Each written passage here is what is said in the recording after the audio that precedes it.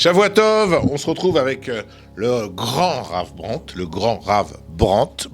C'est facile à retenir. J'ai pas grandi depuis. Non, mais c'est un neshama qui est que immense. Le thé, c'est une machine à laver. Brandt, c'est santé. Ok, mais Brandt avec thé, c'est la machine à mais laver. nous, on se rappelle de toi grâce au frigo. Parce qu'on avait tous un frigo Brandt à l'époque pour réchauffer les à la cœurs, maison. pas pour les refroidir. Oui, mais c'est grâce à toi qu'on a du lait frais tous les matins. Alors on te remercie, Rav Brandt. En tout cas, Parashat Miketz, on va voir un petit mot du Ramban. Ramban Nachmanide, que Voilà. En tout cas, j'adore. Le personnage qu'on parle D'ailleurs, dans la j'étais Parashat. Rehov Ramban ce matin à Jérusalem. Ah ouais, la rue des riches. Mais quand j'y vais, je pense à toi maintenant. Ouais. En tout cas, alors, le Parashat nous parle de Yosef. Hatzadik. Yosef, c'est un personnage spécial qui a la Midat à Yesod, Il a les secrets. la base. Pas Sod, Yesod, Yesod, ça veut dire quoi? la base. La base de quoi? La base du judaïsme. Ah, ok. Yosef, c'est un personnage spécial qui va en Égypte, qui va tenir en face de la Toum'a et du Yetzera en Égypte. Il va C'est garder. quelqu'un qui va pouvoir Une fois qu'il a tenu nourrir le peuple. Une fois qu'il a tenu face à Poutifara, déjà, Voilà. c'était déjà balèze. Et après, il dirige l'Égypte. Ouais. Et c'est celui qui va nourrir sa famille en Égypte.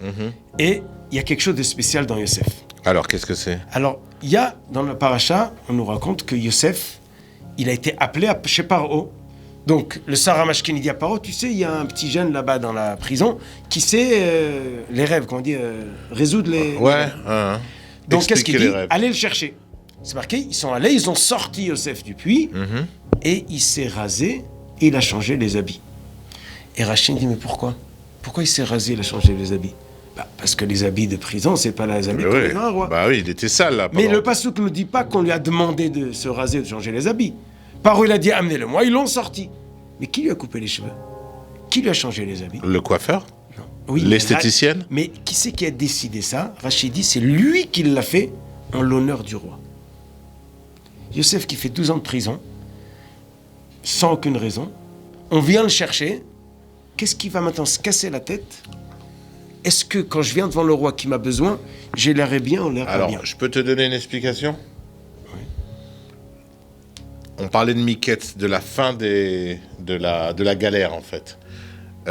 Yosef a compris, quand on est venu le chercher, que la roue, elle tourne dans la vie. Et que maintenant, les 12 ans de malheur qu'il a eu, c'était fini. Lui, il a compris que c'était pas, il allait sortir et revenir en prison. Il a compris qu'il y avait sur lui une promesse qui avait été faite, qu'à partir d'un certain temps, tu vas galérer pendant 12 ans en prison, mais à un moment, ça va s'arrêter, Miketz, ça va s'arrêter à partir de ce moment-là, et ta vie, elle va changer. Et lui, il a eu la névoie, la base de comprendre que c'était son moment. Donc, à partir du moment où il sort de prison, c'est pas de prison qui change, c'est de vie qui va changer. Il va passer de prisonnier à presque le pharaon, puis c'était le bras droit du pharaon. Mais tout ça, lui, il le savait. Il savait qu'il devait passer par ça pour arriver à ça. Donc, quand on l'a sorti, il a compris que c'était une sortie définitive et que toute sa vie allait changer à partir de ce jour-là.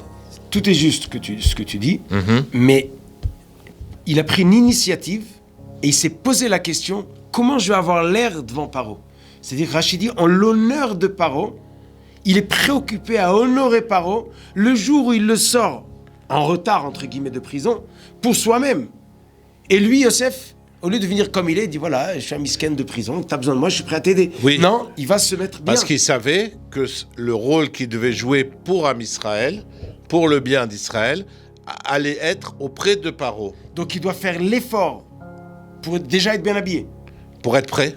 Il est prêt. Dieu lui a dit, voilà, allez, ton moment il est venu, faut que tu te prépares, c'est maintenant ton moment. Alors il se prépare. Très jolie explication. Merci. Le Ramban, dans la paracha de semaine dernière, il remarque la même chose chez la femme de Potiphar. Quand Yosef il s'est sauvé, quand elle l'a attrapé pour faire une faute, il a laissé son habit chez elle. Pourquoi? Parce qu'elle l'a attrapé par l'habit et il s'est sauvé. Alors qu'est-ce qu'il aurait pu faire? Récupérer, pour ne pas qu'il y ait de preuves qu'il était là. Il dit le Ramban, tu sais pourquoi il n'a pas arraché son habit, il est parti? Il est beaucoup plus fort qu'elle. Il dit le Ramban, en honneur de Madame Potiphar. Il est en train de se sauver, quelqu'un qui veut l'agresser, il est plus fort que lui, il lui met pas de coup de poing, il lui arrache pas son habit, il se sauve juste pour ne pas faire de péché. C'est fort. Ramban il dit, on voit comment Yosef il fait attention, exactement faire ce qu'il doit faire, pas plus. Là, tu vois, ça ressemble pas Alors vraiment. attends, parce qu'il faut revenir. En l'honneur de Madame Potiphar, ça veut dire quoi? Il n'a pas voulu qu'elle passe pour une folle, Il veut pas donner un coup de veut lui poing, laisser. arracher l'habit, c'est pas un acte fin. C'est pas très fin comme conduite. Ok, mais là, Et on a... Madame Potiphar, c'est Ouais. un voyou. Mais cette femme-là, elle l'a reçu chez lui. C'est quelqu'un qui a été renvoyé d'Israël, il arrive en Égypte, il a été accepté par cette femme. Il a habité là-bas pendant 1 an. Oui, Donc, il doit se sauver parce qu'elle est dangereuse, mais est-ce qu'il lui donne un coup et lui arrache l'habit et il sort, ou il se sauve et il laisse l'habit? tu sais à quoi ça me fait penser? À une comique en France, Camille Lelouch. Elle a son grand-père qui est sorti des camps. Et quand elle est sortie des camps, l'officier américain a arrêté les nazis qui étaient dans son camp à lui. Ils ont donné le pistolet à son grand-père. Ils lui ont dit, vas-y, venge-toi, tue-les. Et qu'est-ce qu'il a fait le grand-père? Il leur a rendu le pistolet aux Américains. Eux, ils sont comme ça, ils me rendront jamais comme eux. T'as compris? Après, l'Américain, il a tué le mec, d'accord? Mais lui, il a dit, eux, ils sont comme ça, malgré ce que j'ai vécu, ils me rendront jamais comme eux. Donc cette histoire de Yosef a fait un peu penser à ça. Potiphara, elle est moisie, d'accord? Lui, il veut rester celui qu'il est au fond de lui. Il veut pas aller la taper, le rentrer de s'abaisser, de devenir comme elle, quoi. Il se sauve et il lui laisse. Et maintenant, mieux que ça, c'est que tu as dit au début que Yosef, il avait les bases. Il a la base, Midat Yesod. Voilà. Il a la base, se dire quoi? Se dire qu'il doit connaître son histoire. Il sait par quoi il doit passer et il sait ce qui va devenir au bout. Comme on a dit que quand il sortait de prison, il a su qu'il allait devenir que les tendures étaient passées. Je pense quand il est parti, il s'est sauvé de Potiphar. Il a su aussi que c'était la période difficile qui c'était prévu. Voilà. Il a fait. Alors Yosef, on le reproche qu'il a demandé au Sarah Mashkin, rappelle-moi chez Paro. Pourquoi? Parce que tu dois compter sur Dieu, pas sur lui. Et tout ça, ça amène Paro, quand il part, il entend le rêve. Il raconte le rêve. Et Yosef, il lui explique. Paro, il a écouté ce qu'il a dit plus que les autres. Pourquoi? Parce qu'il a réussi à être préoccupé par la demande de Paro, l'aider dans ce qu'il a demandé et pas parler de soi-même. Quand quelqu'un, on lui pose une question, on demande de l'aide, aide ce qu'on t'a demandé, ne te mêle pas dedans. À réussir à ne pas mélanger soi-même et la chose, c'est ce qu'on demande d'un grand personnage. Alors, tous ceux qui ont vu Aladdin, ils savent de quoi on parle, parce qu'ils ont vu comment était Jafar avec le sultan. Jafar, qui était le conseiller du sultan, il passait son temps à conseiller le sultan dans son intérêt à lui. Ah ouais. Voilà, non, mais... Mais d'ailleurs, c'est pas comment il s'appelle? Jafar.